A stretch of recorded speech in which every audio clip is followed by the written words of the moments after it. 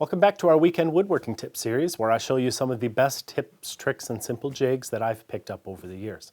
If you like this series, I recommend you check out the playlist linked below with all the past episodes.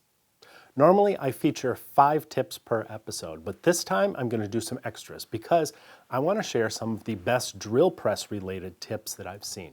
We'll be moving really quickly, so let's get started. Bend a piece of stiff wire, such as from a coat hanger, into a Z shape. You can use this to ensure your drill press table is set square to the bit in all directions by noting if the wire drags consistently across the table surface. If you can't read the label on the side of your drill bit, you can quickly determine its size with an inexpensive drill gauge. I'll link to one below this video. I keep it right next to my drill press, and it's handier than you may think for cleaning up all those bits that you didn't put away. If you need a smaller dowel than the one you have handy, you can accurately resize a larger one with a drill press and a vise to hold a chisel. Lower the dowel slowly with the chisel perpendicular so it scrapes the surface. Bet you didn't know you could do that. The quickest way to kill a Forstner bit is to run it too quickly on the drill press. You must adjust your speed by changing the belt settings for larger bits. Your drill press may vary, but if your tool doesn't already have one, here's a diagram of how different pulley combinations can achieve different speeds. And here's a chart listing the recommended speeds for hard and soft wood. I'd take a screenshot and print them out for your workshop. These magnetic parts holders are great for sticking on your drill press column. It's a quick place to secure chuck keys and commonly used drill bits where they won't walk away. A wire cut brush can be handy for buffing metal parts of all sizes. Use vice grips to hold the small stuff and never wear gloves. If they catch, you could be headed to the emergency room.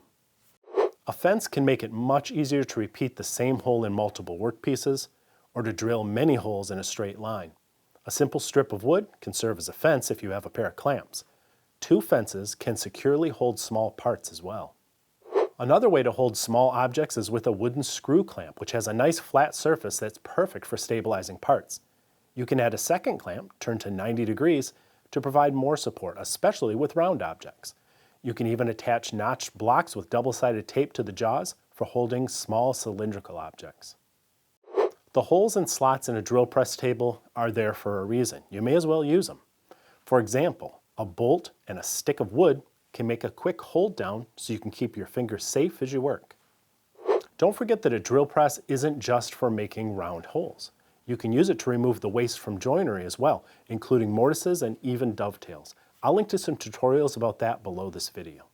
These are just some of my favorite drill press tips. Don't forget to check out the description below for the links I promised and for a playlist with even more great tips. See you next time. For the last several years, I've been replacing my cheap drill and Forstner bits with quality bits from Fish Tools. They're a family-run company that still forges their bits the old-fashioned way. Try replacing your most used bits with Fish bits using the links in the notes below this video, and you'll see why I love them so much.